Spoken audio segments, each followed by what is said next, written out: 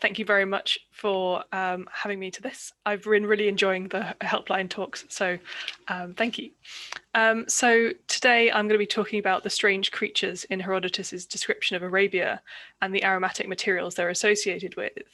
My research in general focuses on bodily abnormality in ancient sources, so I'm primarily interested in the strange things that appear in the digressions of Herodotus's work, and much less so on the historical narrative running through the work. This research forms part of the work I'm doing on monstrosity and a range of genres as part of a monograph on monstrosity in Greek literature. It's actually due out quite shortly now. In both the case of Herodotus and more generally, the most obvious value of looking at monstrous and abnormal creatures is the way in which they delineate for us where categories lie. Their bodies are abnormal, that their bodies are abnormal demonstrates what is normal. For example, hybrid creatures show us which body parts should go together by embodying a combination of them that doesn't work. By examining the sorts of fractures in normal processes or bodies that monsters provide, we can see how an author and the broader culture to which they belong places boundaries between particular categories. In this way, they are an excellent lens for the examination of cultural ideas about how the world is divided up. They also do lots of other interesting things, like demonstrating how particular people or creatures are valued, or highlighting a particular society's fears. But for today, I'm going to focus on their use as markers or boundaries of otherness. In both ancient sources and modern ones, monsters tend to proliferate at the edges of the map. In general, the ancient ethnographers had a particular predilection for putting them in India, but we can see that strange animals and creatures exist in a broader range of places and mark out the edges of the world in Herodotus. Griffins appear in the extreme north and giant ants in the extreme northeast. I'm going to talk more about them in a bit. We haven't given up on this trope, we just move them further away each time. Depending on the distance that we can travel. Monsters tend to exist in space or at the bottom of the sea in contemporary literature. They always exist just outside our reach and so show us the edges of our world. This is one of the ways in which they structure the world. In this role as boundary markers, monstrous creatures are particularly well suited to the digressions in Herodotus. The digressions form the background in which the rest of the narrative takes place and provide an exploration of the peoples who populate the world and the places they belong to. But the digressions also provide a broader exploration of how the world works. For example, as noted by Thomas, the comparison of the Nile and the Ister and the way these rivers work demonstrates a quality of how the world works. In this case, the symmetry of the north and south in layout and their opposition in nature. These elements of the digressions build up the world in which the narrative takes place, and since the nature of a particular space and the nature of the people who inhabit it are so closely connected, they give us an implicit set of information about some of the underlying influences on the historical narratives. So what I want to do today is look at how these creatures participate in the construction of the world in Herodotus. What I'm less interested in doing is finding the origins of any of these creatures, in part because this is an impossible exercise. This is the same as the impossibility of ever finding the first version of a particular myth. There is no single origin that provides the extant version of myths. Narratives pick up and lose different elements. They blend different versions. There is no single lineage. Similarly, even if we did find some of the components that fed into any of these creatures, it would not be a clear precursor to the one that we have. The elements that have been found that are perceived to be the origins of any of these creatures may well have contributed to the stories we have, but they have not done so on their own. Even if there was a clear through line, the cultural changes and translations prevent a direct transfer of meaning. Additionally, if we could identify any of the components, this doesn't tell us what these creatures are doing in the text or how they function within the narratives. Searching for the origins therefore adds little to our understanding of the texts. There are a small number of exceptions to this, which are generally domestic animals, with a variation that makes them seem abnormal. But this is a regional difference in the animal, and we'll discuss some goats and sheep later. However, in the case of the more clearly fantastical creatures, I think it's unhelpful to look at them as simply a result of misunderstanding a real thing.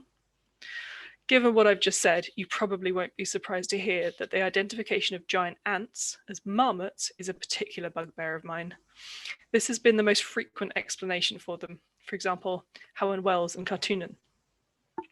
The most extensive version of this explanation appears in The Ant's Gold by Paisel, which recounts the author's trip to the Indo-Pakistani border, where he claims to have seen marmots digging up gold. According to Paisel's own account, he only saw these creatures briefly and in the dark, making his account and identification of them as the ants rather questionable. Interestingly, the marmots inhabit as inaccessible a region in this modern report as the ants in Herodotus, since they live in a location which is at high altitude in a mountainous region, frequently subject to conflict. The reason I raise this example is that I think it is the clearest and possibly best known example of the way in which a strange element in Herodotus is explained away by it being rationalized as a misunderstanding of a real creature. This happens with quite a few fantastical examples in Herodotus, including those which we're going to look at today. Treating these parts of the text as mistakes is a way of rescuing the histories from these elements as if they're failings. I think many of us will be familiar with the way that Herodotus's accuracy, particularly his autopsy, has been critiqued because of the fantastical elements, as if they demonstrate that he fails to provide us with the proper historical facts. In most instances, these rationalizations are an attempt to save the text, or the rest of the text, from the blotches the fantastical elements leave on it. Indeed, the very fact that a significant amount of the scholarship on these sections of the text focus on sources that might lie behind the phenomena, rather than on the text itself, is indicative of the low value placed on these parts of the histories that contain such elements. It is as if the possibility of pinning these passages to factual information would rehabilitate them from simply being fairy tales. This has a lot to do with the sort of text we want the histories to be. These elements, like the flying snakes and giant ants, have a mythological feel to them. So identifying a real-world source prevents these parts of the text being relegated to the mythological. But myths are relevant here. Stories we have told over and over again are going to be some of the lenses through which we perceive the world. So in the spaces positioned as peripheral, or nearly peripheral in histories, like India and Arabia in Book 3, mythological tropes are used to set an unfamiliar location within a more comprehensible framework.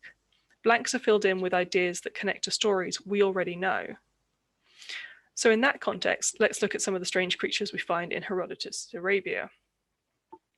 In the third book of the Histories, there is a cluster of descriptions of strange creatures and the aromatic substances with which they are associated. In each instance, these creatures prove a hindrance to the peoples who apparently gather these materials. There are flying snakes around frankincense trees, unnamed bat-like creatures around cassia trees, giant birds that carry off cinnamon, and goats who have ledanon in their beard.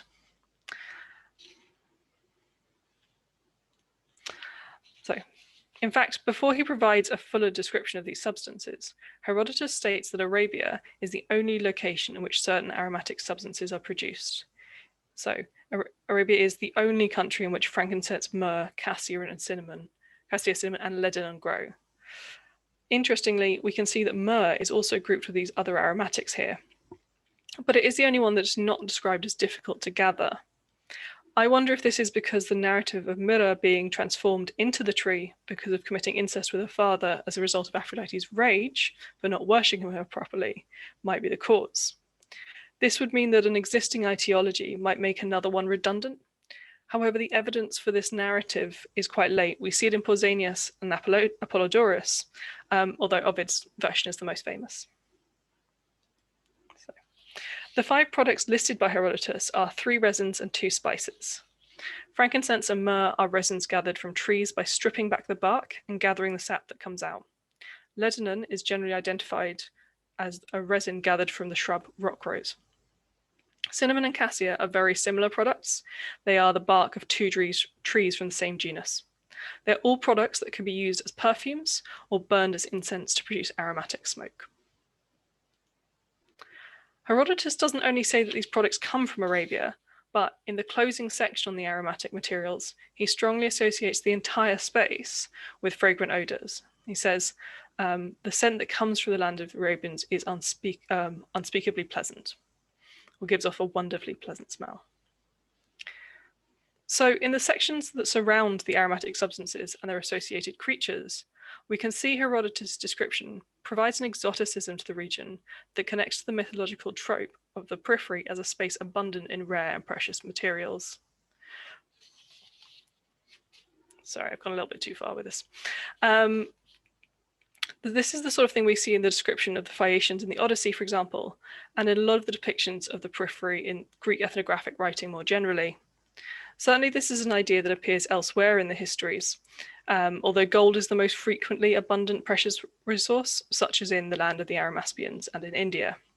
Indeed, the periphery is often fecund, fantastical, or entirely empty in Herodotus.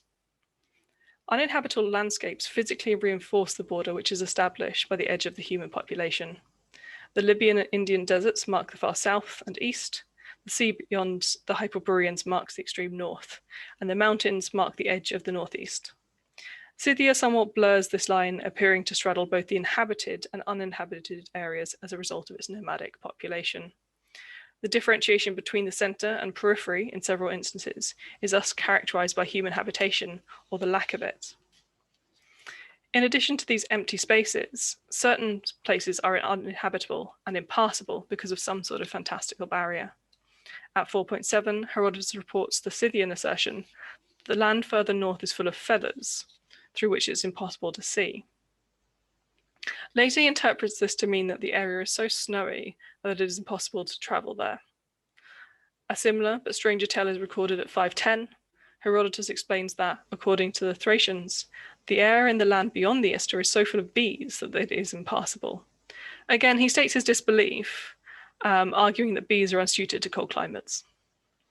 Despite his rejection of these claims, the very inclusion of such a barrier adds to the impression of a boundary surrounding the world.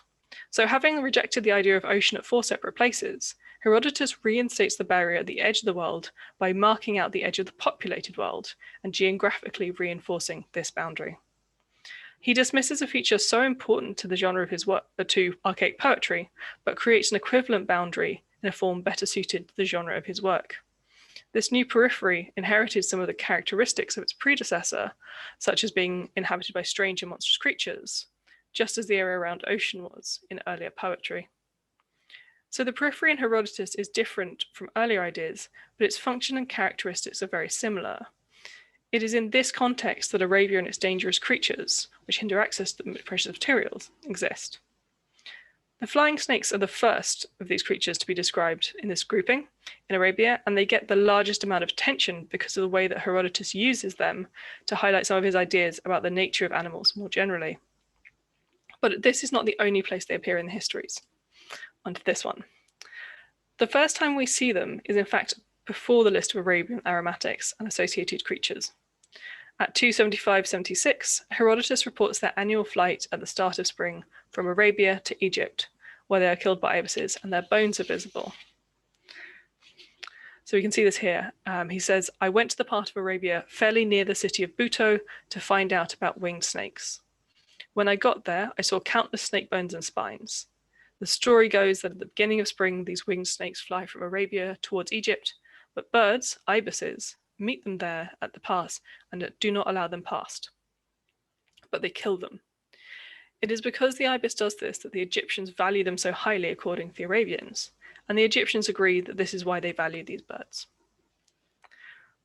We get more information about them in the immediately following section. So here is a description of the ibis. It is pitch black all over, and it has the legs of a crane and a very hooked beak. It is about the size of a corn crake. That is what the black ibises are like, which are the ones that fight off the snakes. I've skipped a bit here about the description of another type of ibis to save space on the slide. But the snakes are similar in shape to water snakes. Rather than feathered wings, they have wings that are very similar to those of a bat. In this section, we can see that these flying snakes apparently look like water snakes, but with wings. However, Herodotus specifies the nature of their wings. They do not have feathered wings, but are very similar to those of bats. They're interesting hybrids because they not only combine elements of two different animals, snakes and bats, or something like a bat, but those of animals belonging to two different spaces, the air and the ground. The hybridity is also apparent in their behavior. They migrate like birds from Arabia to Egypt at the start of the spring. However, the use of bat-like wings also puts them in opposition to the ibises they battle. Although they possess the physical features, wings, that would enable them to effectively fight another flighted creature, they explicitly do not have this feature in the same form. We get a physical description of the birds, as you can see. We get their plumage and their beaks, and this in itself highlights the difference between the birds and the winged snakes. We then hear more about the body of the snakes. They're like water snakes specifically. The comparison of winged snakes to water snakes further compounds this sense that they don't really belong to any space. The flying snakes, and particularly this passage, have provided a particular point around which scholars have focused their debate on the accuracy of Herodotus's autopsy. Ferling is unsurprisingly one of the more vehement commentators in this respect. In his book, Herodotus and His Sources, the flying snakes are the first example in a chapter entitled Some Demonstrably False Source Citations, in which he concludes the whole section was invented by Herodotus. Howe and Wells defend Herodotus by making a point of the fact that Herodotus says he saw the bones of the snakes, not the snakes themselves, and so he's reported a story told to him rather than inventing it himself. There are several other rationalizing explanations. Hutchinson argues that the snakes were some sort of insect, or at least Herodotus thought they were. Pritchett follows this, citing the use of ostea to mean remains rather than bones, and suggests that its use in this passage could refer to the bodies of insects. Other rationalizations focus on religious sources, especially the shrine of Egyptian goddess Wadjet, who had a cult at Buto. In Book 3, we get this description. Herodotus says, of the Arabians, they gather frankincense by producing smoke by burning storax, which the Phoenicians bring to Greece. They gather the frankincense whilst burning the storax because the winged snakes, small in size and multicolored in appearance, guard the frankincense trees, and there are many of them in a crowd around each tree. These are the same snakes that attack Egypt. Nothing drives them away from the trees other than the smoke from storax. This reference to the snakes in Egypt means we are explicitly dealing with the same creatures as we saw in the earlier passage. Here, however, the focus is not on their conflict with ibises, but with humans. And in this case, we have a different form of opposition. In the previous passage, we have two winged creatures battling it out. Here, one form of aromatic resin, storax, is used to combat the creatures associated with another, frankincense. So while the snakes are very much an important part of this passage, the substance they're associated with is shown to be key. The specifics of the physical descriptions of the snakes is again interesting. First, they're small. So the size is in contrast to their apparent difficulty they provide for the people gathering the frankincense. However, the nature of the problem is not clear. They guard the trees in large numbers, but how they do so is left out. Nevertheless, even their presence around the trees would not be simple to negotiate. Gathering frankincense would involve stripping back the bark from the trees, letting the sap harden into resin, and gathering the resin. So you shouldn't simply kind of grab it and leave. The second part of the description is that they are multicolored, poikiloi. Again, this is quite vague. They are multiple colors, but which ones? I'm aware that given the difficulties of translating Greek color terms, we might have some problems identifying exact equivalents in English in a satisfactory manner. But this still is less information than we might expect, and means that it's not possible to identify them with any real snake. Now, one of the things about this description that I've become curious about since revisiting the text when I first wrote about it is whether or not this word could be doing more work. And I'd be interested to hear your thoughts. Poikilos is mainly used to mean multicolored or changing in appearance, and is a term applied to animals of more than one color. But the definitions that struck me when I was looking at the broader range of meanings was that of wrought or embroidered, particularly as it seems to be a significant use of the word. In some texts, Homer, Sappho, and Aeschylus, for example, there seems to be this term seems to be particularly connected to items constructed in many colors or intricately. So, for example, it's the description Agamemnon gives of the infamous fabric that he walks on in Aeschylus's Agamemnon. This is not to say that I'm arguing for some conscious depiction of these snakes as made objects, but when I read this term with this range of meanings in mind, it makes me think of them as not quite natural creatures, beyond simply being hybrids. So I think this can kind of contribute to this sense of abnormality in their bodies. In any case, in both the instances in which they appear, the snakes are not just curiosities, they're used to illustrate a point about the nature of the world. In the very first passage, the snakes are used to explain why the ibises are so highly valued by the Egyptians, their ability to fight and destroy such dangerous creatures as snakes.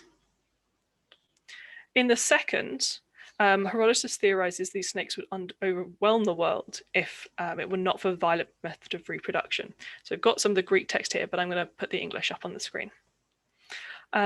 So their method of reproduction involves the female killing the male after mating and the infant gnawing its way out of the mother, killing her. You can see this in detail on the slide. The gruesome births of the flying snakes are set against the benign nature of other snakes, which are harmless to humans and produce their young in eggs, as if the dangerousness of the flying snakes is part of a generally aggressive demeanor. A similar pattern is given in the preceding sections from this one, where we have an example of the hare, which produces many young, and the lioness, which produces few, owing to the physical damage caused to her by carrying a cub, 3108. In combination then, the examples of the snakes and the lions show why animals are dangerous to humans in small numbers and benign ones exist in large numbers. This is the result of divine foresight.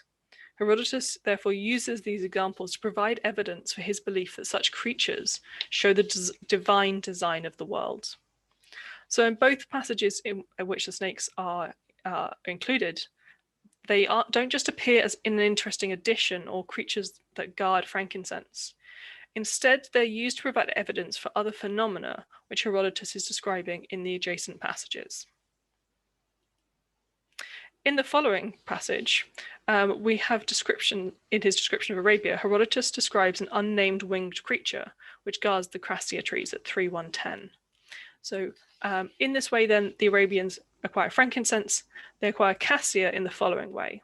They bind their entire body and face except their eyes with oxhide and other skins. Then they approach the cassia, which grows in a shallow pool of standing water. Somewhere around this and in this live winged creatures which are somewhat like bats. And they utter terrible cries, and they are brave in standing their ground. It's necessary for the Arabians to keep these creatures away from their eyes to collect the cassia. As in the case of the snakes, these are described as winged creatures which somewhat resemble bats. They are similarly dangerous, and so the people who collect cassia have to wear protective clothing in order to obtain the spice without injury. Like the snakes, there's a strong element of vagueness in their description. However, here we see it to a greater degree. We know they are winged and animals, but they're not identified as any particular type of creature, only identified by what they're closest to.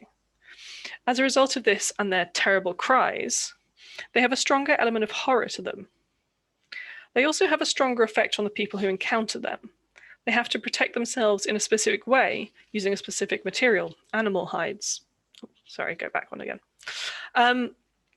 This then means that the people who engage with these creatures have to become themselves hybrid. Only their eyes remain uncovered, and these specifically have to be protected from these creatures. Their other, more animal-like bodies as a result of the hides, these bits are safe. Unlike the snakes, there is no second passage in which more information or their role in a greater natural structure is revealed. They are simply there to reinforce the strangeness of Arabia and the difficulty of gathering materials that is laid out in more detail in the description of the winged snakes. Okay, on to the cinnamon birds. Again, I'll keep the English up on the screen. So this theme is continued in the following sections. A third type of dangerous flying creature follows at 311. The large birds which carry off cinnamon to use when constructing their nests. The animals in this passage are not hybrid like snakes or unknown like the creatures I've just discussed. They're simply birds of unusual size. So they're not themselves particularly strange, but their setting is more story-like. These events are still more marvelous than the ones we've seen in the previous sections. And the setting of the cinnamon birds and the cinnamon trees has a myth-like quality to it by being associated with the location of Dionysus being raised and the nests of these birds being explicitly inaccessible to humans. Additionally, the method of the collection of cinnamon comes to us through storytelling. The information about it from the Arabians appears to be true, according to Herodotus, despite not providing any specific details of the location. Indeed, the substance itself is filtered through what other people say. It is that which we have learned to call cinnamon from the Phoenicians. In the first passage about the flying snakes, Herodotus notes that he saw the bones of the snakes himself. Here, where we're dealing with a much more mundane creature, the information is filtered through informants. The snakes are anchored in real places through references to Buto at 276, but the birds are in an unknowable location. There appears to be here an inverse correlation between the strangeness of the creature and its home. In both cases, however, these creatures contribute to the exoticizing and mythologizing of Arabia. So finally, in a slight deviation from the theme of flying animals, Herodotus reports the aromatic resin called Ledanon is collected from the beards of goats at 312. I'm including this one because it includes another aromatic substance, another resin, but also because I want to note that there's not a singular coherent representation of these types of substances and the associated animals. They're strange in multiple ways. These goats are one of the exceptions I talked about in the introduction. From the research I've been able to do on this material, the consumption of rock rose, a flowering shrub, does have the potential to leave goats with this resin in their fur. Following the goats, we have a description of Arabian sheep, which either have very long or wide tails. This has a basis in the form of real sheep in this region. These strange domestic animals add to the sense of Arabia as a place where the animals, and even those as familiar as domesticated sheep, are alien. In this passage, the pleasantness and value of the Ledanon is explicitly set against the unpleasantness of collecting it. For although it is something very malodorous, although it is in something very malodorous, it is very sweet smelling. Despite the normality of the animal, the growth of the resin in the goat's beards is equated to resin produced in wood, like frankincense or myrrh, equating these animals to inanimate objects, and the ones we have just seen connected to fantastical creatures. This highlights their strangeness. Nevertheless, the goats are clearly not monstrous, and the huge birds are ambiguous in this respect. However, they contribute to the theme of strange creatures, especially monsters, which provide some sort of obstacle in obtaining natural resources. One of the striking elements of these creatures connected to fragrant materials in the histories is that, with the exception of the goats with the ledanon in their beards, all of these creatures are winged. They therefore seem to be appropriately associated with substances used in perfumes, incense, and in some instances, pyres. These are materials that are capable of moving through the air, like their guardians. This is where I think it's useful to come back to the idea of looking at this section with mythology with mythologized space in our minds. Wings are often significant in Greek literature and iconography, as they are frequently used in the depiction of creatures which can move between realms of the cosmos. This is perhaps clearest in the role of birds in Greek divination. These animals, which inhabit the space between the mortal and divine realms, enabled the communication between gods and mortals through their roles in omens. The function of wings is also apparent in the depictions of Hermes and Iris, the gods most associated with movement between the different parts of the universe, as such depictions show Iris as winged and Hermes as wearing winged sandals. Fragrances have a similar role in moving from the mortal to divine worlds through the air in between.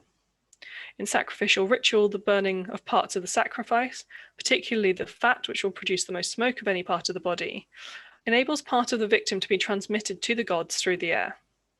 Incense could also be used in this fashion. For example, almost all of the Orphic hymns have an associated incense, presumably to be burnt during their reading. The parallel characteristics of winged creatures and aromas shows that these monsters mimic the characteristics of the substances they guard. There is thus an appropriateness of the sort one would expect in mythological narratives between the monsters and the materials to which they're connected. This correspondence therefore gives the impression that monsters are almost the embodiment of the substances which they guard. It's as if the people gathering the aromatic materials must overcome the materials themselves or some quality of them in order to obtain them. The creatures in this category are all animal-like and most are hybrids. However, this is not their sole source of monstrosity. Their behavior and the mental processes that are associated with them is in some ways human. In both modern and ancient thought, animals sit beneath humans in the perceived hierarchies of the natural world. In modern culture, in Western Europe at least, we anthropomorphize certain elements of animals' behaviors, while still, on the whole, considering it acceptable to use animals for medical testing that would not be tolerable to perform on humans. We also own and control animals as pets and in agriculture. Animals are thus valued less than humans, and this is justified by the idea that they are cognitively inferior to us.